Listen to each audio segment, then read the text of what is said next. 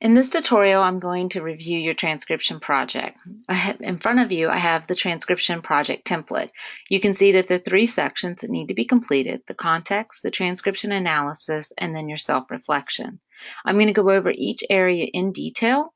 When you fill in the template, please leave the template exactly as it is.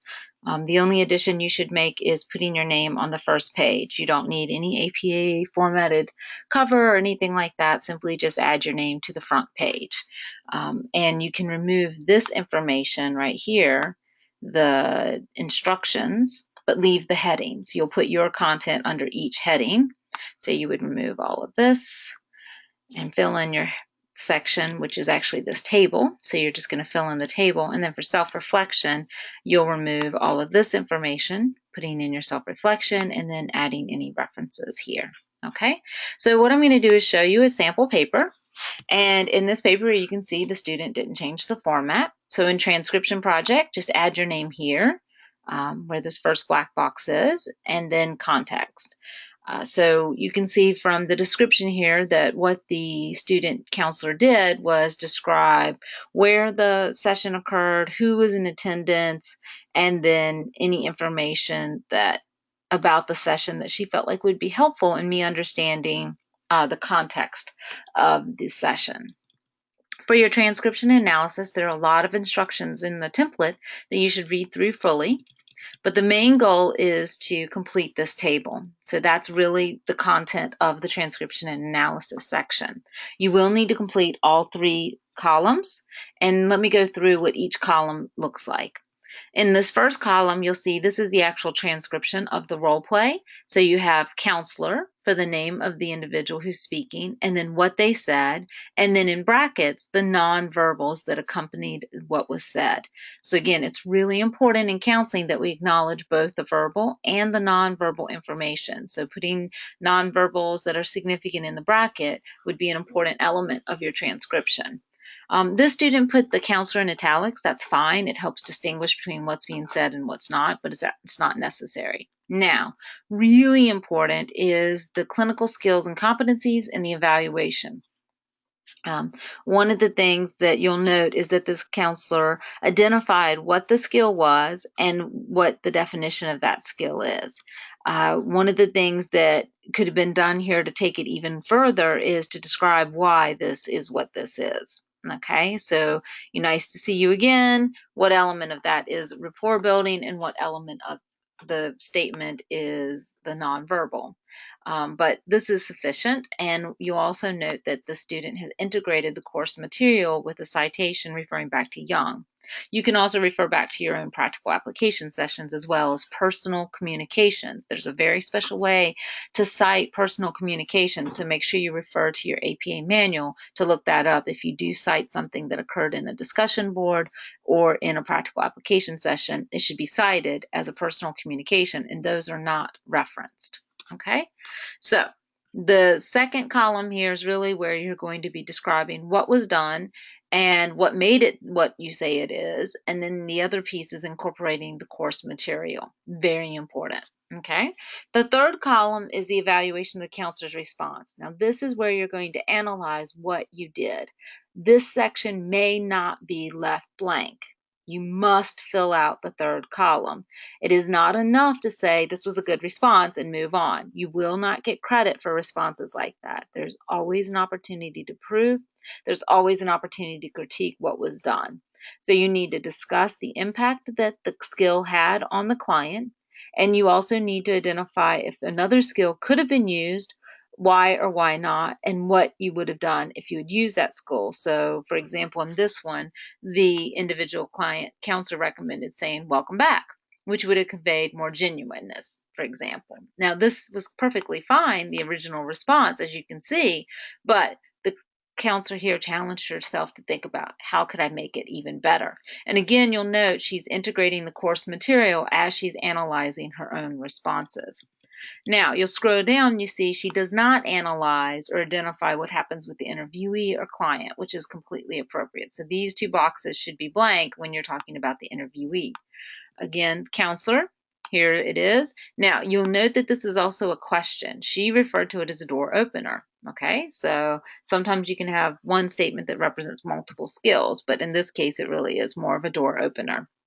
Again, she's giving us why she said, what she could say, how she would say it. All of that is included in here, which is really important to do. So again, I need to stress, it is not enough to say that you did a good job. You will not earn points for saying you got a good job. So you need to analyze each one of the responses, as you can see that this counselor did throughout. Now, when this is a nonverbal communication, because the counselor's already identified ahead of this that she knows what a nonverbal communication is, this is acceptable. I don't expect you to keep repeating it over and over, but you do need to identify what the skill is each time. Okay, and if there's something unique about it, or you're labeling it as something that it might not appear, like that door opener, it looks like a question, I would need to know that you would need to demonstrate to me what made that question door opener. Why is it a door opener and not just a question? Okay, so very important pieces to further define what it is that you're doing and why you're doing it. So again, make sure that all the 3 columns are completed, okay? And I'm just going to scroll through here so you can see the depth of analysis that this particular counselor did. And you'll see that transcription takes a very long time to do. Not only the transcribing, which is lengthy enough, but then the analysis of it is pretty lengthy as well. Okay, so as we're scrolling down, you can see that she's still describing and analyzing what she's doing. Okay. This was a very good transcription because it really did analyze. Now, when we get here, see, some of this is just nonverbal, minimal encourager, and nonverbal. Because she's already analyzed that ahead, and this is kind of repetitive, I wouldn't expect her to analyze it each time.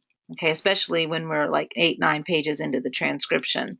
But anytime there's a substantive response, you can see, and even here, she had a nonverbal here that she explained because she felt like there was something else she could have done instead. So she is definitely analyzing each one of these as she's going through them. Okay. So we're scrolling through. Now, one of the things that students often say is, or get stressed about, is remembering to do all the skills while they're doing their role play. And I think I mentioned to most of you, please not do that. I don't want you going through this list of 10 skills while you're doing your role play, stressing over whether or not you had, done each one of them. In fact, what you can do is in this third column, when you're thinking about what else you could have said, if there's a particular skill that you missed in your role play, or after doing the second column you realize you didn't do, go back and look at your role play and say, okay, where could I have used, say, challenging if it wasn't used? And you need to note that in this column, and you need to say something like, you could have added content in this column saying, instead of using a nonverbal encourager, the counselor or I could have utilized a challenge statement. And here's what that challenge statement would have seemed like. So for me, it's not as important that you do every single skill within your role play. It's important that you identify where you could have used it and then give me an example of what that would have looked like so I can see that you know how to structure the skill that was missing. That way you can get credit for all the skills. So I hope that makes sense. So again, you don't need to cover every single skill in the role play, but you do need to cover the skills by the time you finish your analysis and identifying how and when you would have utilized that. Okay, so that's the end of that transcription, the second part. Now we're going into self-reflection. Now, again, in the self-reflection, you note that the counselor is again incorporating the information from the class and really reflecting on the experience of the class, what her strengths are in the class, and then what her challenges are. Now, what we want to do is look at her SMART goals, and I'm going to focus in on the second one in particular. Many students are writing SMART goals by writing the S, the M, the A, the R, the T, or they're just choosing one aspect of the SMART to do a goal. A SMART goal is one statement. It can be multiple sentences, but it needs to be one chunk of statements that covers all the SMART together. So when I gave you the example in the course bulletins of the SMART, I was doing that so you could see, and if you'll look back at that course bulletin on SMART goals, you'll see that the SMART part, the specific part, when I get to the M, I'm adding to the specific part, the measurable part, but it's still the same statement that was in the previous section. So the S, then I add the M to the S, then I add the A to the S and the M, then I add the R to the S, the M, and the A, and then I add the T to the S, M, A, R. So I'm building one statement of a goal that covers specific, measurable, achievable, realistic, and timely. You can see in this particular one that she's written for number 2, I will practice using shorter sentences that paraphrase or reflect feeling of meaning on the last thing I said by the client in session. Further, I'll summarize all themes at 10 minutes to the end of the session. I will do this 95% of my session with clients to improve on these skills and record in my log. And this is almost a good SMART goal. An even better version of this SMART goal would be to choose one skill, because you want to be specific, right? And then make it measurable. So let's say that she's going to do the 10 minutes of summary at the end of the session. All right. And then realistic. We want to make sure that we don't plan on achieving this within a week. And then timely. So she's missing the time in this one as well. So what I might say instead is that by April 1st, 2016, I will summarize themes within a counseling session at 10 minutes to the end of session, and I will do this 95% of my sessions, recording this in my log notes. Okay?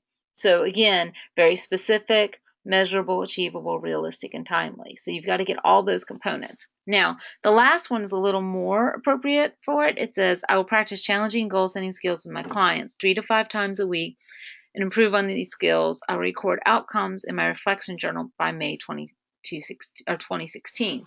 I would write this a little differently. I would say by May 1st, 2016, I will demonstrate challenge within my client sessions 3 to 5 times a week, and will record my outcomes of the challenges in my reflection journal. So there, that one's a little better structured. So I just wanted to give you some ideas about how to do those SMART goals. And you can see she put her information here. And that is the transcription project. So please let me know in the Ask Instructor part thread if you have any additional questions. And thank you so much.